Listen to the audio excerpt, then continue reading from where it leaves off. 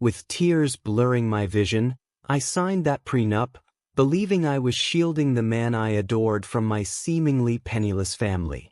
His mother stood there, her smug grin practically glowing with triumph. But just 3 months later, when my father's lawyer called about my inheritance, that smirk vanished faster than you can say, trust fund. Before we plunge into this life-altering tale, smash that subscribe button and tap the notification bell. Believe me, you won't want to miss a single twist of what unfolded when I uncovered the shocking truth about my family's wealth. Here we go. Ever heard the saying, love is blind? I discovered the painful truth that it's not love that's blind. It's us, caught in its dazzling haze. My name is Patricia, and I'm about to tell you the story of how a single piece of paper changed everything I thought I knew about love, family, and my own worth. It started 2 years ago on May 12, 2023, when I was 28, teaching 3rd grade at Lincoln Elementary in Portland, Oregon. I loved my job even though the pay wasn't amazing. There's something special about watching a child's face light up when they finally understand a math problem or read their first full sentence. That's the kind of richness I thought mattered until I met John, and I was at this little coffee shop on Belmont Street, grading papers like I did every Tuesday after school. I had my red pen out, working through a stack of spelling tests when this guy at the next table started laughing.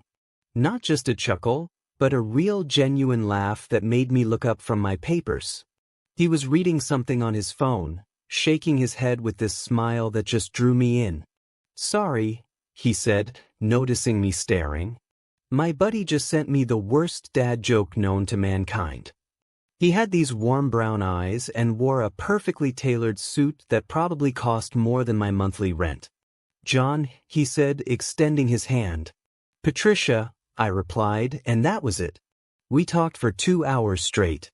He was an investment banker at some big firm downtown, but he didn't act like those pretentious finance guys you see in movies.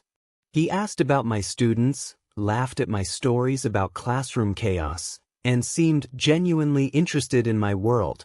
For the next 6 months, we were inseparable. John would pick me up after school, bring me coffee during my lunch breaks, and spend his weekends helping me decorate my classroom. He'd roll up his expensive sleeves and hang up student artwork like it was going in the Portland Art Museum. I was falling hard, and I thought he was too. But then I met his family. The first dinner at their house was like stepping into a different universe. Their home was this massive colonial in the suburbs of Portland with marble floors and crystal chandeliers. John's mother, Elizabeth, was a retired judge who carried herself like she was still on the bench. His father, Charles, was quieter, but just as polished. They had money, real money, and they wanted everyone to know it. Elizabeth greeted me with one of those fake smiles that never reaches the eyes. "So, you're the teacher John has been telling us about," she said, making teacher sound like a dirty word. Throughout dinner, she kept making these little comments. "Teaching must be so rewarding spiritually," she'd say with this condescending tone. "I imagine the hours are nice, even if the pay isn't." Charles was kinder, asking about my students and nodding politely, but I could see him glancing at his wife, reading her cues. John defended me when things got too obvious, but I could tell he didn't see the full picture. He grew up in this world where subtle racism was dressed up as concern, and classism was disguised as practical thinking. But I loved him, so I kept trying. I brought them homemade cookies, remembered their birthdays, and bit my tongue when Elizabeth would make comments about my modest background. I told myself that love would be enough, that they'd eventually see who I really was. Then John proposed. It happened on a Saturday morning, May 19, 2023, in the park where we'd had our first official date. He got down on one knee with this beautiful ring, and I cried happy tears. For about 30 seconds, I thought I was living in a fairy tale. Then we went to tell his parents. And Elizabeth's first words were, "Well, I suppose we'll need to discuss a prenup." The way she said it, so matter-of-fact, like it was as natural as planning a wedding menu. John looked uncomfortable, but didn't argue. "Mom, can we at least celebrate first?" he asked. But I could see he wasn't going to fight her on this. That night, Elizabeth called me directly. "Patricia, dear, I hope you understand this isn't personal. It's just that John has worked so hard to build his career, and with your situation, well, we need to protect what he's built." My situation, code for being black, working class, and not from their world. The prenup was brutal. I wouldn't have any claim to his assets no matter how long we were married. If we divorced, I'd get minimal alimony for only 2 years. If he died, I'd get a small life insurance payout, but nothing from his estate. And here's the kicker. If I ever embarrassed the family or damaged their reputation, I'd get nothing at all. John sat there while his mother's lawyer explained each clause, occasionally wincing, but never objecting. "It's just a formality, babe," he whispered to me. "It doesn't mean anything." But it meant everything. It meant they saw me as a threat, a gold digger, someone who couldn't possibly love their son for who he was. It meant that in their eyes, I was exactly what they expected, a poor black woman looking for a come-up that I signed it anyway. I signed it because I loved him, because I wanted to prove I wasn't what they thought I was, and because some part of me believed I deserved their suspicion. I signed it with tears streaming down my face while Elizabeth watched with that satisfied smile, like she'd won some kind of game I didn't even know we were playing. 3 months later, on August 15, 2023, everything changed. My father, Ben, had raised me on his own since I was 5. My mother died in a car accident, and it was just me and him in our little apartment on the east side of Portland. He worked long hours at what I thought was some boring office job, but he never missed a school play or parent-teacher conference. He taught me to be strong, to work hard, and to never let anyone make me feel small because of where I came from. Dad was my hero, my best friend, and my biggest supporter. So, when he collapsed at work with a massive heart attack, my world stopped. I spent 3 days in that hospital, holding his hand and praying. John was there with me, bringing me food and coffee, rubbing my back when I cried. For a moment, I remembered why I'd fallen in love with him. He was kind, supportive, and seemed to genuinely care about my pain. On the 3rd day, August 18, 2023, Dad squeezed my hand and whispered, "Baby girl, when this is over, you need to go to the bank. Safety deposit box. Everything you need to know is in there." He died 2 hours later. The funeral was small and simple, just how Dad would have wanted it. Some colleagues from his work came, along with neighbors and a few of my fellow teachers. John held me as I cried, and I felt grateful to have him there. I thought grief was the hardest thing I'd ever face. I was wrong. A week after the funeral, on August 25, 2023, I got a call from a lawyer named Mr. Bill. He said he'd been my father's attorney for over 20 years and needed to meet with me about the estate. I almost laughed. What estate? Dad drove a 15-year-old Toyota and lived in a rental apartment. But I went to his office anyway, and he handed me a key. "Your father left specific instructions," he said. "You're to open the safety deposit box alone. Read everything inside, and then we'll talk." The bank was downtown, one of those old, imposing buildings with marble columns. The safety deposit box was larger than I'd expected, and when I opened it, my hands started shaking. Inside were documents, photographs, and letters. The first thing I saw was a newspaper clipping from 1994. Local tech entrepreneur sells startup for $2.7 billion. The photo showed a younger version of my father shaking hands with some executives. I stared at it, convinced it was a mistake. But then I found more articles, stock certificates, bank statements, investment portfolios, photos of my father at charity galas, business meetings, and conferences. Pictures of him with people I recognized from Forbes covers and Wall Street Journal articles.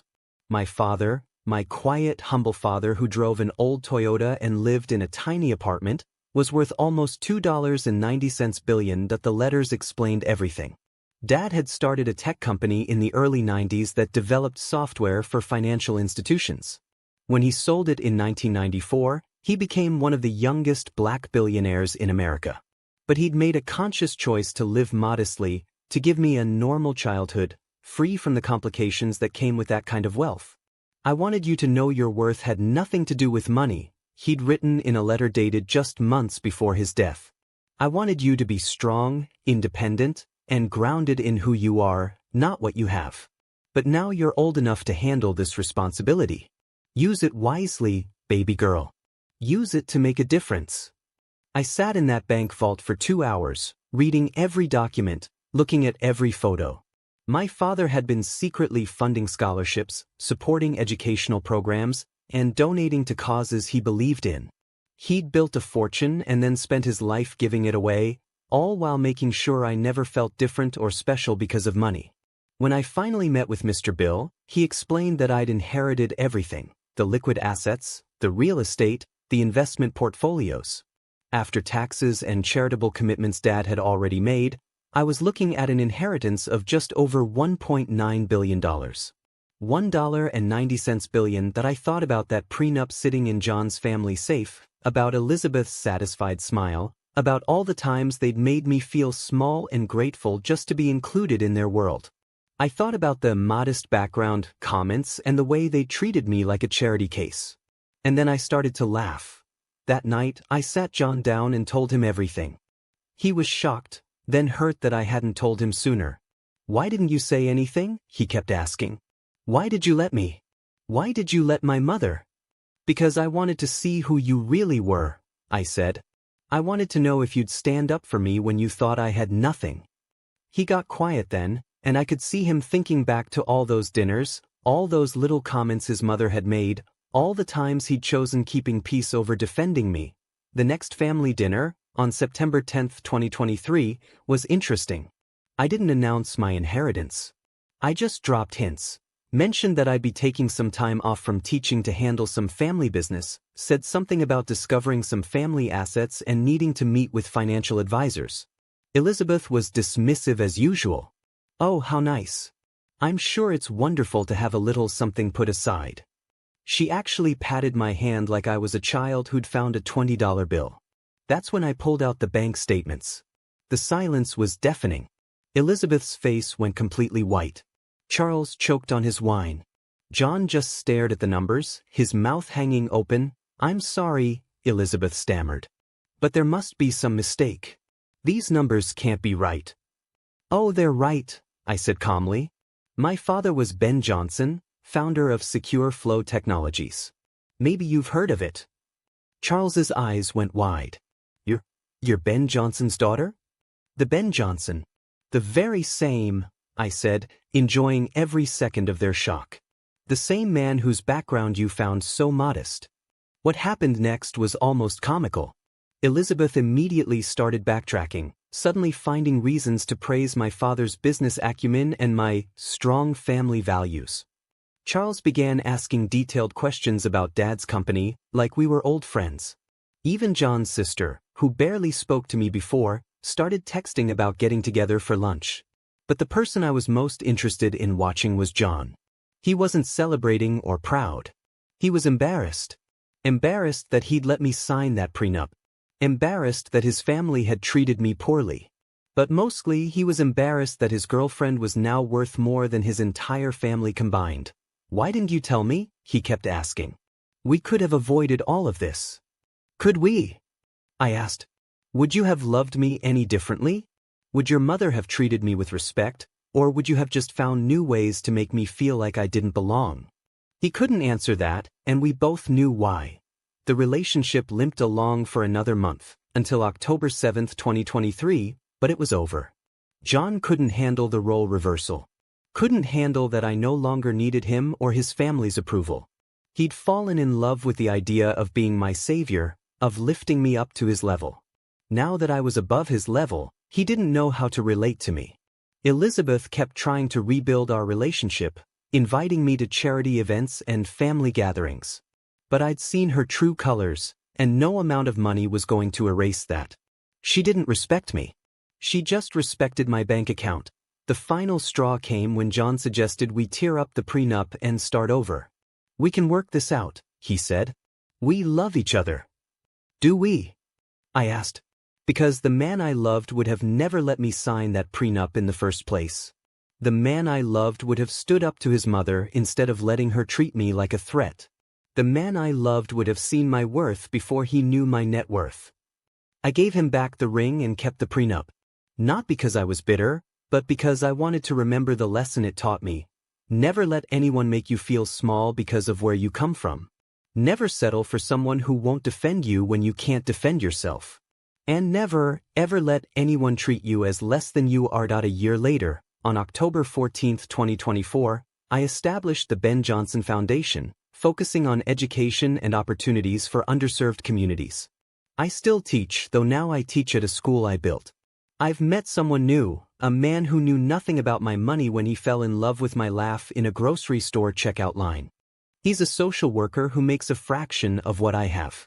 But he sees me, values me, and would fight the world for me if he had to. My father's gift wasn't just the money. It was the lesson that true wealth comes from knowing your worth has nothing to do with your wallet.